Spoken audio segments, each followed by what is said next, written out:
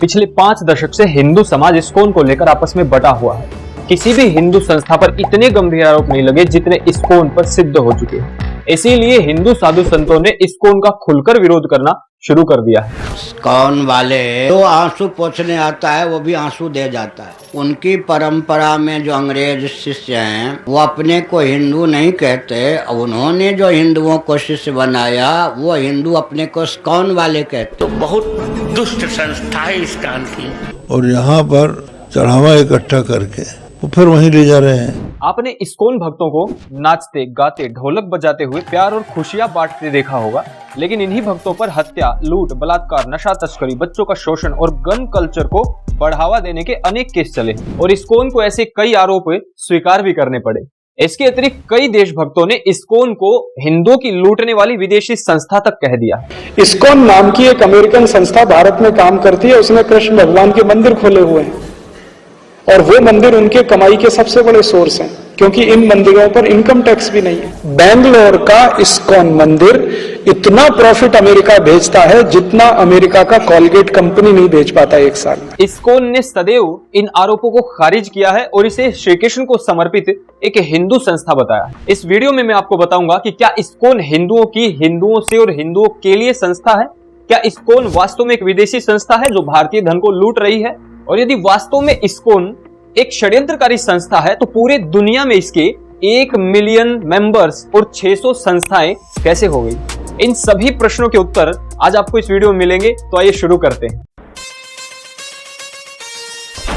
नमस्ते मित्रों, अगर आपको ये विषय पूरा समझना है तो आपको ये वीडियो अंत तक देखनी पड़ेगी।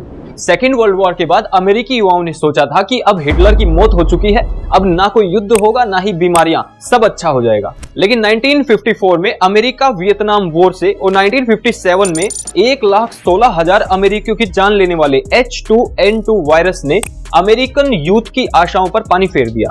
उसी समय अवैध संबंध बनाने पर होने वाली बीमारी STD, सेक्सुअल ट्रांसमिटेड डिजीज, ने अमेरिका में तांडव मचा रखा था। कुछ लोगों का मानना है कि भारत के जवाहरलाल नेहरू STD से ही मरे थे। खैर, भौतिकवाद के ऐसे दुष्परिणाम देखकर अमेरिकन यूथ का दुनिया से मोह भंग हो गया।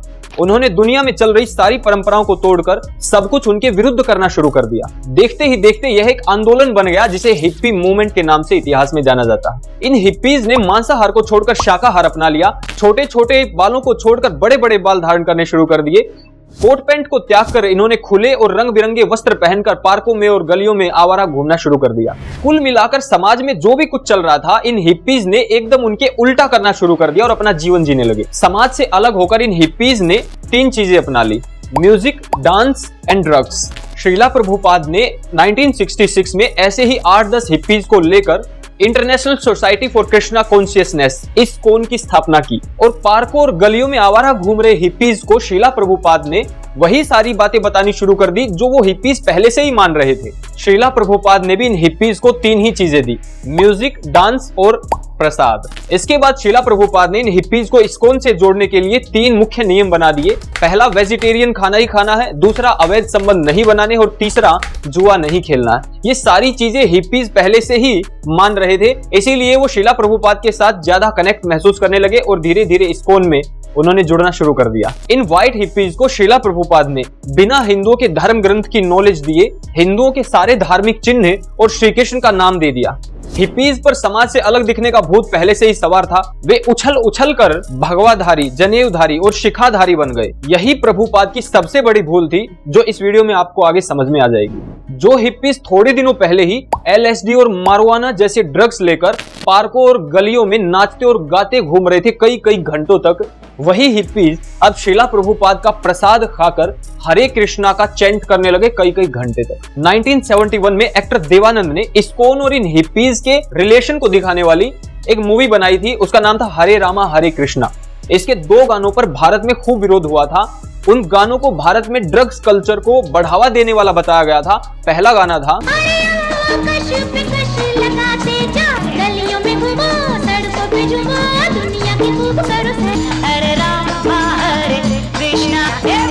और दूसरा गाना था दम मारो दम मिट जाए हम, बोलो सुबह शाम हरे कृष्ण हरे राम। ऐसी ऐसी मूवीज ने और गानों ने इस्कॉन की पॉपुलैरिटी को बहुत तेजी से बढ़ाया। इसके साथ ही साथ इस्कॉन ने बहुत सारे हिप्पी म्यूजिशियन का भी फायदा लिया और कई सारी एल्बम्स भी निकलवानी शुरू कर दी, जिनकी लाखों में कॉपियां उस समय बिकी थी। इन सब के साथ साथ कई बड़े अमेरिकी बिजनेसमैन ने बड़ी डोनेशन देकर इस्कॉन का प्रमोशन भी शुरू कर रखा था। प्रिंट मीडिया में बड़े बड़े आर्टिकल छपने लग गए कि सारे हिप्पीज शीला प्रभुपाद के कारण हैप्पी बनते जा रहे हैं। इस्कॉन ने प्रसाद बांटने की तरह इन सारे हिप्पीज को हिंदू नाम भी बांटने शुरू कर दिए और सोसाइटी में इन हिप्पीज को अब कृष्णा कहा जाने लग गया था। लेकिन जल्द ही इन कृष्णाज की इलीगल एक्टिविटीज के कारण हिंदू शब्द और कृष्णा की बदनामी शुरू हो गई थी। शीला प्रभुपाद की मृत्यु 14 नवंबर 1977 को हुई थी। इनके जीवित रहते ही इस्कॉन के कई सदस्यों और कई पूर्व सदस्यों की हेरोइन और मरवाना जैसे ड्रग्स स्मगलिंग की खबरें आने लग गई थी। उस समय पर लगुना बीच कैलिफोर्निया यूएस में इस्कॉन का एक प्रसिद्ध टेंपल हुआ करता था। उस टेंपल से जुड़े हुए एलेक्स क्यूलिक, डेविस, रिचर्ड एंड फेडरोस्की पर हेरोइन जैसे ड्रग्स स्मगलिंग के और मर्डर जैसे आरोप तय हुए। 22 अक्टूबर 1977 में ये एलेक्स क्यूलिक अपनी एक गाड़ी में सोता हुआ मिला और उसी गाड़ी में $1 मिलियन की हेरोइन भी मिली थी। इन चारों में से एक खतरनाक आरोपी रिचर्ड लगुना बीच पर इस्कॉन के टेंपल का प्रेसिडेंट होते हुए प्रसादम पार्टनर भी था। प्रसादम पार्टनर, सोचिए प्रसाद के रूप में डिवोटीज को क्या देते होंगे। इस्कॉन के स्पोक्समैन ने एलेक्स क्यूलिक का संस्था से संबंध होना ही नकार दिया था। इसी के संबंध में वहां की लोकल पुलिस ने कई सबूत दिए और यह दिखाया कि एलेक्स क्यूलिक शीला प्रभुपाद के खास व्यक्ति हुआ करते थे। पुलिस ने बताया कि एलेक्स क्यूलिक सितंबर मास में भारत आए थे। शीला प्रभुपाद की सेहत खराब थी, उनसे मिलने के लिए एलेक्स क्यूलिक ने संस्था को $25,000 की डोनेशन भी दी थी और भी अनेक ऐसी बड़ी बड़ी डोनेशन उसने पहले भी दी हुई थी और शीला प्रभुपाद ने एलेक्स क्यूलिक का धन्यवाद भी दिया हुआ था लेटर लिख करके। उसके बाद संस्था की ओर से कोई स्पष्टीकरण इस पर नहीं दिया गया था। ऐसे गंभीर आरोपों के बाद इस्कॉन की बहुत ज्यादा छवि खराब हुई, लेकिन यह केवल एक शुरुआत थी। शीला प्रभुपाद का देहांत हो चुका था। इसी बीच 1979 में कैलिफोर्निया के इतिहास की सबसे बड़ी ड्रग स्मगलिंग का पर्दाफाश हुआ था। ये मिलियंस ऑफ डॉलर्स की ड्रग स्मगलिंग थी। ये स्मगलिंग 1976 से 1977 के बीच 2 वर्षों में पाकिस्तान से हाशिश ऑयल की गई थी और इसमें 11 हरे कृष्णा के डिवोटीज की सम्मिलित होने की खबरें आई थी और इसके तार भी उसी लगुना बीच से जुड़े हुए थे जिसकी पहले हमने अभी चर्चा की थी। इस हाशिश ऑयल से मरवाना जैसे कई ड्रग्स बनाए जाते थे। कुछ लोगों का कहना है कि इस्कॉन डिवोटीज के द्वारा पाकिस्तान से ड्रग स्मगलिंग के मामले पुराने हैं। अब इस्कॉन की संस्था इन सब चीजों पर पूरा ध्यान रखती है, लेकिन ये बात सच नहीं है। अभी हाल ही के कुछ वर्षों पहले ही इस्कॉन टेंपल्स में कुछ एक पाकिस्तानी नागरिकों के होने की खबरें आई थी। हालांकि इनको ज्यादा हाईलाइट नहीं किया गया था। हम सभी जानते हैं कि पाकिस्तानियों का ड्रग स्मगलिंग का पुराना धंधा है। ऐसी संवेदनशील जानकारी पर सरकार व प्रशासन को गहराई से जांच करनी चाहिए थी कि कहीं मंदिर के प्रसाद में तो अति अल्प मात्रा में ऐसे किसी सम्मोहक पदार्थ को नहीं मिलाया जाता है। खैर, आपकी जानकारी के लिए बता दूं कि हैशिश ऑयल से नशा करने के लिए इसको हुक्के, सिगरेट के द्वारा, भाप के द्वारा खाकर या त्वचा पर लगाकर सूंघकर भी लिया जा सकता है। नेदरलैंड्स जैसे कुछ देशों में हैशिश ऑयल से बनने वाले मरवाना जैसे ड्रग्स को 5 ग्राम तक गवर्नमेंट की परमिशन से बेचा भी जा सकता है ताकि इलीगल स्मगलिंग को कम किया जा सके। ये सब जानकारी मैं इसलिए दे रहा हूं कि भारत में आज जो इंटरनेशनल संस्थाएं हैं और जो धार्मिक संस्थाएं हैं, ऐसी संस्थाओं में भारतीय भक्तों को अधिक सावधान रहने की आवश्यकता है। हो सकता है ऐसे स्थानों पर प्रसाद, भाप या सुगंध आदि के द्वारा ऐसा माहौल दिया जाए जिससे व्यक्ति कई घंटे एक ही चीज बोलता रहे, उछल कूद करता रहे और बाद में हड्डियों के रोग को ठीक करने के लिए डॉक्टर के पास जाना पड़े। और जो लोग कहते हैं कि श्री कृष्ण सब ठीक कर देंगे, मुझे लगता है उन्होंने श्री कृष्ण को, गीता को और वेदों को अच्छे से ना पढ़ा है ना जाना है। अरे स्वयं इस्कॉन के आज के समय के सबसे बड़े गुरु जो एक अमेरिकी नागरिक हैं, इनका नाम गोल्डन जॉन उर्फ जय पताका दास है। इनको स्वयं 2008 में स्ट्रोक आ चुका है और स्किन जैसी अनेक बीमारियां भी हैं। इसीलिए आज की धार्मिक संस्थाओं में मैं आपको जाने से नहीं रोक रहा हूं, लेकिन आस्था और श्रद्धा के साथ साथ बुद्धि का प्रयोग सदैव करते रहें। अस्तु इस्कॉन के डिवोटीज पर ड्रग स्मगलिंग के अतिरिक्त बड़ी मात्रा में हथियारों की तस्करी, स्मगलिंग के भी आरोप लग चुके हैं। अमेरिकन अथॉरिटीज ने संस्था के कृष्णा लेक कंट्री फार्म और वेस्ट वर्जीनिया फार्म में बड़ी मात्रा में हथियारों के इकट्ठा करने और कुछ लोगों को ब्लैकमेल तथा किडनैपिंग करने के सीरियस चार्ज भी तय किए थे। इतना ही नहीं, भारत और अमेरिका में स्थित इस्कॉन के गुरुकुलों में जो बच्चे पढ़ रहे थे, उन बच्चों के साथ सेक्सुअल एब्यूज किया गया, यौन शोषण तक किया गया और कई ऐसे यौन शोषण के मामलों को इस्कॉन ने एडमिट भी किया हुआ है। ऐसे ऐसे भयंकर कई क्राइम्स हुए जिनको सुनकर शैतान भी सर झुका ले, और मैं आने वाली वीडियोस में उन पर भी जरूर प्रकाश डालूंगा। ऐसे ऐसे जघन्य अपराधों में इस्कॉन डिवोटीज का नाम आने के बाद एक समय पर यह कहा जाने लग गया था कि इस्कॉन डिवोटीज और जेल के बीच में श्री कृष्ण खड़े हुए हैं। तो मित्रों, ये संस्था हिप्पीज की थी, हिप्पीज से थी और हिप्पीज के लिए थी। श्रीला प्रभुपाद ने मरते समय 11 गुरु बनाए थे इस्कॉन के। उन 11 गुरुज में से एक भी भारतीय वैदिक व हिंदू धर्म ग्रंथों का जानकार नहीं था। सारे हिप्पीज कल्चर वाले विदेशी लोग थे। इन हिप्पी कल्चर वालों ने हिंदू धर्म और सनातन धर्म के ग्रंथों का, इनके साथ साथ श्री कृष्ण का विदेशों में खूब नाम बदनाम किया था। अब ये सब जानने के बाद इस संस्था का बेस कितना हिंदूवादी है, इसका आकलन आज के कुछ तथाकथित इस्कॉन के प्रचारकों के स्पीच से मत कीजिए। इसका आकलन प्रमाणों के आधार पर सत्य जानकारी पर आप स्वयं लगाइए। मैं ये आपके ऊपर छोड़ता हूं। आइए अब मैं आपको बताता हूं, क्या इस्कॉन सच में एक विदेशी संस्था है? इसका उत्तर जानने के लिए हमें थोड़ा पीछे जाना पड़ेगा।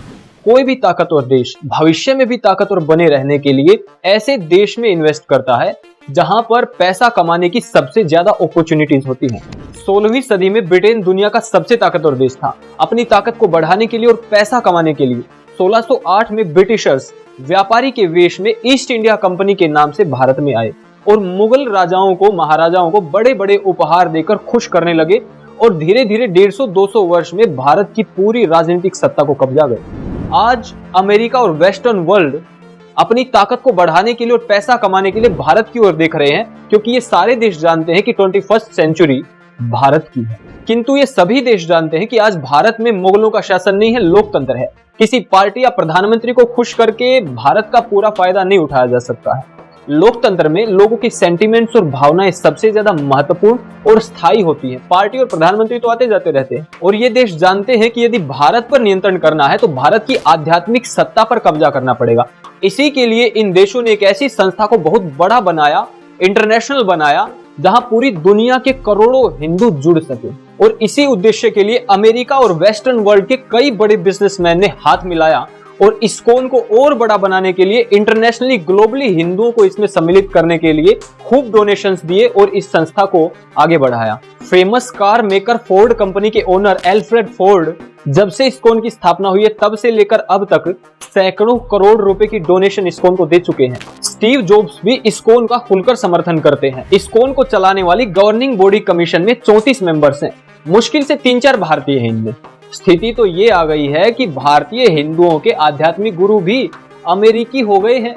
और आप में से कुछ लोग ये जरूर सोच रहे होंगे कि भाई सोशल मीडिया और यूट्यूब पर तो कुछ भारतीय दिखने वाले लोग इस्कॉन का प्रचार कर रहे हैं, तो इसके अमेरिकी गुरु कैसे हो गए? देखो, इसमें आपको टेंशन नहीं लेनी है और भूल मत करना ये सोचने की।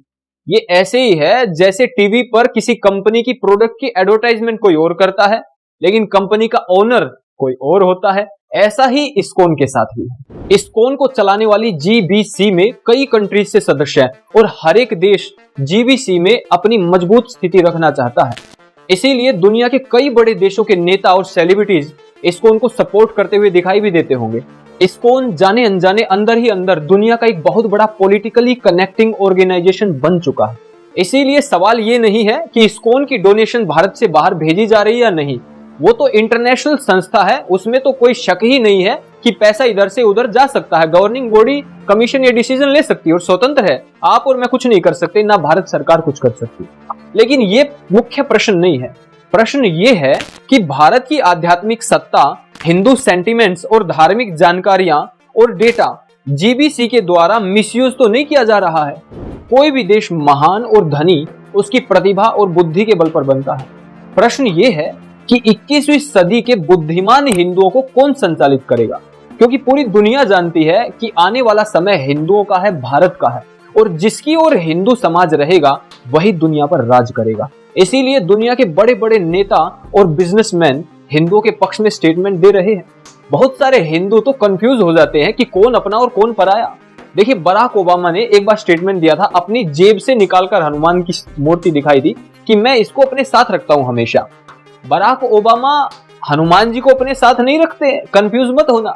वो हिंदुओं को अपनी जेब में रखना चाहते हैं और रख भी रहे हैं। सारी दुनिया जानती है कि हिंदू अहिंसक, सहिष्णु, भावुक, मानवतावादी और भोला है।